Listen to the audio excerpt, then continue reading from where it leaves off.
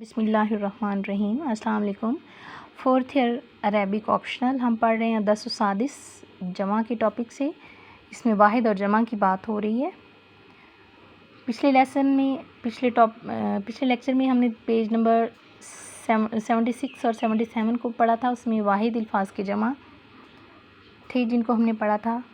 آج ہم نے اس کے اشارات کو پڑھنا ہے سبق کے بارے میں۔ فاقیہۃ ایک پھل، فواکہ زیادہ سارے پھل، مدرسۃ ایک مدرسہ، مدارس زیادہ مدرسے زیادہ اسکول، ھذا ھذہ ذالک تلک یہ اسم اشارہ ہیں۔ ھذا اور ھذہ اسم اشارہ قریب ہیں اور ذالک تلک اسم اشارہ بعید ہیں۔ ھذا اور ھذہ کی جمع ھؤلاء اور ذالک اور تلک یہ اسم اشارہ بعید ہیں اور ان کی جمع اولئک۔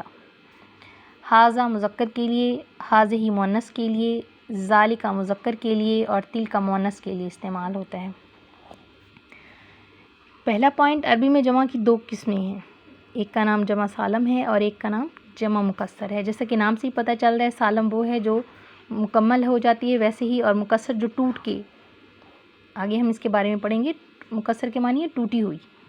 جمع سالم ایسی جمع کو کہتے ہیں جس میں واحد کی شکل صحیح اور سالم رہے۔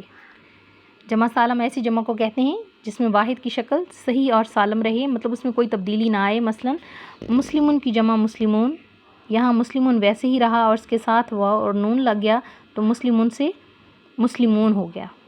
جمع مکسر ایسی جمع کو کہتے ہیں کہ جس میں واحد کی شکل صحیح و سالم نہ رہی ہو بلکہ اس میں واحد کے حروف ٹوٹ گئے ہوں۔ مثلا تلمیذن کی جمع تلامیذاتن، یہاں تلمیذن ویسے نہیں رہا۔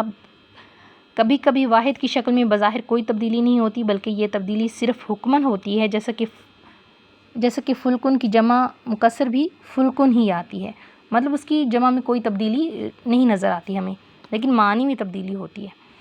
جمع سالم کا لفظی معنی صحیح و سالم جمع ہے اور جمع مکسر کا لفظی معنی ٹوٹی ہوئی جمع ہے۔ اسٹوڈنٹس، میرا خیال ہے آپ لوگوں کو یہ بات بہت اچھے سے سمجھ آ گئی ہوگی کہ جمع سالم ایسی جمع ہے جس میں کوئی تبدیلی نہیں ہوتی اور اس کے ساتھ کچھ مزید الفاظ لگ جاتے ہیں، جیسے کہ مسلمون سے مسلمون، مسلمون اپنی صحیح حالت میں رہا اور اس کے ساتھ واو اور نون کا اضافہ ہو کے جمع کا لفظ بن گیا، اور مکسر ہے وہ ٹوٹی ہوئی جمع ہے، اس کے جو واحد کا صیغہ ہے اس میں کیا ہوتا ہے، اس میں کچھ تبدیلی آ جاتی ہے، جیسے کہ تلمیذن کی جمع تلامیذاتن ہے، تلمیذن کا لفظ ویسے نہیں رہا، اس میں تبدیلی آئی ہے، لام کے فوراً بعد الف کا اضافہ ہوا ہے تو اس وجہ سے اس کی شکل تبدیل ہو گئی ہے۔ موصوف اور صفت کی واحد تثنیہ اور جمع میں مطابقت ہوتی ہے، یہ ہم پہلے بھی بہت وضاحت کے ساتھ پڑھ چکے ہیں موصوف اور صفت کے لیکچر میں۔ موصوف واحد ہو تو صفت بھی واحد ہوگی، موصوف تثنیہ ہو تو صفت بھی تثنیہ ہوگی، اور موصوف جمع ہو تو صفت بھی جمع ہوگی۔ موصوف اگر جمع مکسر ہو تو وہاں صفت میں دو صورتیں جائز ہیں، یا تو صفت بھی جمع ہی ہوگی جیسے اشجار طوال، یا صفت واحد مؤنث بھی استعمال کی جا سکتی ہے جیسے اشجار طویلۃ۔ مرکب توصیفی کی طرح جملہ اسمیہ میں بھی مبتدا اور خبر میں واحد تثنیہ اور جمع کی مطابقت ہوتی ہے، اور یہاں بھی مبتدا اگر جمع مکسر ہو تو خبر میں دو صورتیں جائز ہیں، یا تو وہ بھی جمع ہی ہوگی جیسے الاشجار طوال، یا واحد مؤنث بھی استعمال کی جا سکتی ہے جیسے کہ الاشجار طویلۃ۔ یہ بات بھی انشاءاللہ آپ کو ضرور سمجھ آ گئی ہوگی۔ ھذا ھذہ ذالک تلک ھؤلاء اور اولئک کو اس میں اشارہ کہا جاتا ہے کہ ان کے ساتھ کسی چیز کی طرف اشارہ کیا جاتا ہے، جیسے کہ ابھی میں نے آپ کو بتایا تھوڑی دیر پہلے کہ یہ سب کیا ہیں، اسم اشارہ ہیں، ان میں سے کچھ اسم اشارہ قریب اور کچھ بعید ہیں۔ اسم اشارہ کے بعد اگر کوئی اسم معرفہ آ رہا ہو تو اسے مشار الیہ کہا جاتا ہے،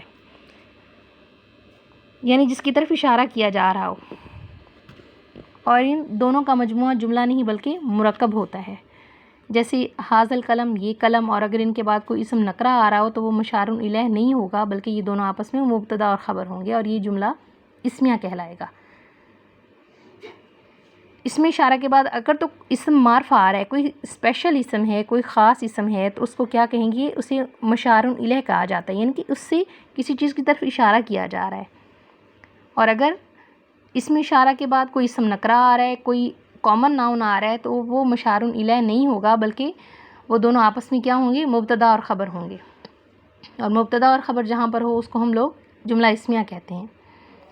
اسم اشارہ اور مشار الیہ کی بھی آپس میں واحد تثنیہ اور جمع میں مطابقت ہوتی ہے۔ یہ عربی کا ایک بہت اہم پوائنٹ ہے کہ یہ مطابقت کے ساتھ چلتے ہیں، واحد تثنیہ اور جمع میں مطابقت ہوتی ہے۔ اسی طرح موصوف اور صفت کے لحاظ سے بھی ہم نے یہی دیکھی تھی بات، اور یہاں بھی مشار الیہ اگر جمع مکسر ہو تو اسم اشارہ میں دو صورتیں جائز ہیں، یا تو وہ بھی جمع ہی ہوگا جیسے ہؤلاء الاشجار، یا واحد مؤنث بھی استعمال کیا جا سکتا ہے، ھذہ الاشجار۔ ھذہ کیا ہے؟ اسم اشارہ ہے، اور الاشجار جمع ہے۔ عربی میں جو جملہ اسم سے شروع ہو رہا ہے اسے جملہ اسمیہ کہا جاتا ہے۔ جملہ اسمیہ کے دو حصے ہوتے ہیں، پہلے حصے کو مبتدا اور دوسرے حصے کو اس کی خبر کہا جاتا ہے۔ مثلا زید صالح، زید نیک ہے، زید اسم ہے، نام ہے، اور صالح اس کی خبر ہے۔ اس میں زید سے جملے کی ابتدا ہو رہی ہے، لہٰذا یہ مبتدا ہوگا، اور صالح کے ساتھ زید کے متعلق اس کے نیک ہونے کے بارے میں خبر دی جا رہی ہے، اس لیے وہ اس کی خبر ہے۔ مبتدا عموماً اس میں معرفہ ہوتا ہے، مطلب اسپیشل ہوتا ہے، مخصوص ہوتا ہے، خاص ہوتا ہے، خواہ وہ اسم علم ہو جیسے محمد، عائشۃ وغیرہ، خواہ وہ اسم اشارہ ہو جیسے ھذا، ھذہ وغیرہ، خواہ وہ اسم ضمیر ہو جیسے ہوا، ہیا وغیرہ، اور خواہ وہ معرف باللام ہو یعنی اس سے الف لام لگا کر نکرہ سے معرفہ بنا دیا گیا ہو جیسے الرجل، الامرأۃ وغیرہ۔ خیال رہے کہ اسم علم، اسم اشارہ، اسم موصول، اسم ضمیر، اسم معرف باللام سب معرفہ کی ہی قسمیں ہیں۔ اسم اشارہ، اسم علم، اسم موصول، اسم ضمیر اور اسم معرف باللام یہ سب کس کی اقسام ہیں؟ یہ سب معرفہ کی اقسام ہیں۔ بلکہ اگر کوئی اسم نکرہ کسی معرفہ کی طرف مضاف ہو جائے تو وہ اسم نکرہ بھی معرفہ بن جاتا ہے، اسم نکرہ نہیں رہتا۔ خبر اکثر عام ہوتی ہے، نکرہ ہوتی ہے۔ مبتدا اور خبر دونوں مرفوع ہوتے ہیں، مطلب ان کے اوپر پیش ہوتی ہے، یعنی دونوں پہ رفع آتی ہے۔ رفع ایک حالت کا نام ہے جو کہ عموماً لفظ کے آخری حرف پر ایک پیش کے ساتھ یا پھر دو پیش سے ظاہر کی جاتی ہے۔ مبتدا مذکر ہو تو خبر بھی اس کی مذکر ہوتی ہے، جیسے الرجل قائم، مرد کھڑا ہے، اس کا مبتدا کیا ہے؟ الرجل ہے، اور اس کی خبر جو ہے وہ قائم کہ وہ کھڑا ہے۔ آدمی کے بارے میں یا مرد کے بارے میں یہ خبر دی جا رہی ہے کہ وہ کھڑا ہے، تو اس کا مبتدا بھی مذکر ہے اور اس کی خبر بھی مذکر ہے، یہ ان میں مطابقت ہے۔ اور اگر مبتدا مؤنث ہو تو خبر بھی مؤنث ہوگی، جیسے الامرأۃ قائمۃ، عورت کھڑی ہے، الامرأۃ مبتدا ہے اور قائمۃ اس کی خبر ہے، اور یہ دونوں مؤنث ہیں۔